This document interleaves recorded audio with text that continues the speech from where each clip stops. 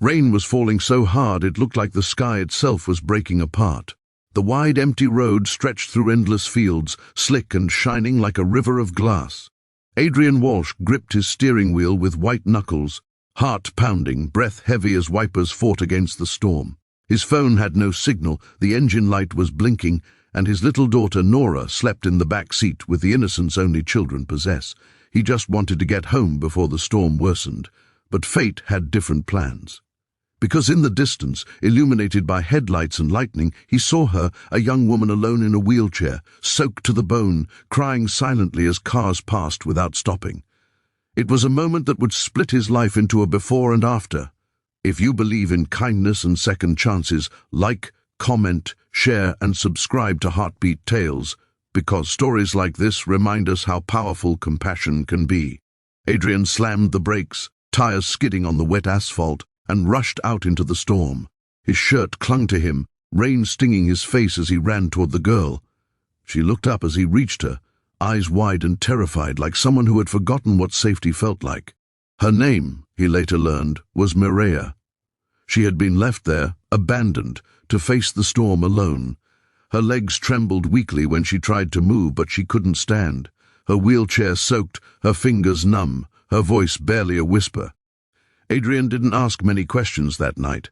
He simply wrapped his jacket around her, lifted her gently into his car, and drove away from the cold darkness threatening to swallow her whole. Nora woke up and watched her father place the shivering stranger beside her, eyes full of curiosity instead of fear. At home, the warmth of the small living room felt like a sanctuary. Adrian made soup, wrapped Mireia in blankets, and let her rest. He could see pain behind her eyes, old pain, deep pain, and though she ate quietly, she never smiled.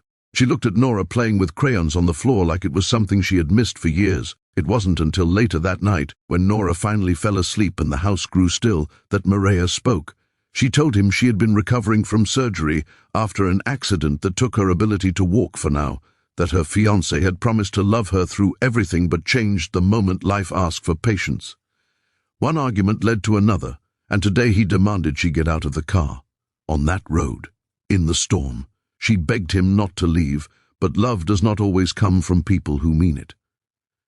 Adrian listened, jaw tight with anger at the cruelty she endured.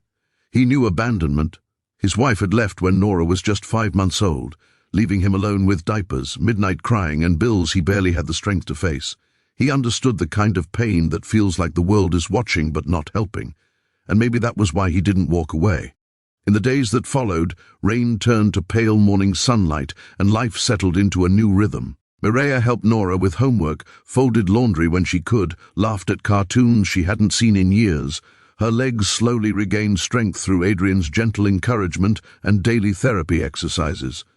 The driveway became her training ground, sunlight warming her face as she pushed the wheels forward, inch by inch.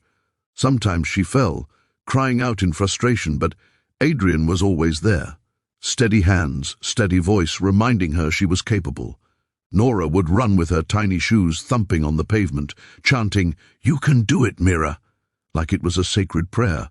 What surprised Adrian most was not her progress, but how her presence healed parts of him he never cared for. The silence in their home felt warmer now. Dinner had laughter, Nora slept easily, and on one bright afternoon when the sun stretched across the fields, Mireia stood, slowly, trembling but standing. Adrian watched.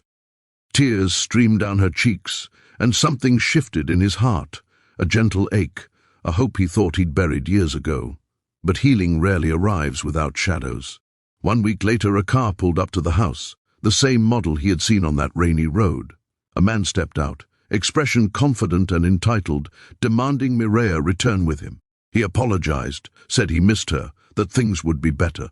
But Mireia looked at Adrian, then at Nora holding her hand. She took a shaky breath, standing her ground without the wheelchair now behind her. She told him she found something here she never had with him: respect, patience, a home built not from promises but actions. The man drove away, tires spinning in anger, but she didn't flinch. Adrian felt pride swell in his chest. Weeks turned into months. Mireia regained her strength fully. She began walking short distances without support. She helped Adrian with chores, read bedtime stories to Nora, filled the house with warmth and light. And one golden sunrise, when fields shimmered like oceans of glass, she whispered something that changed everything.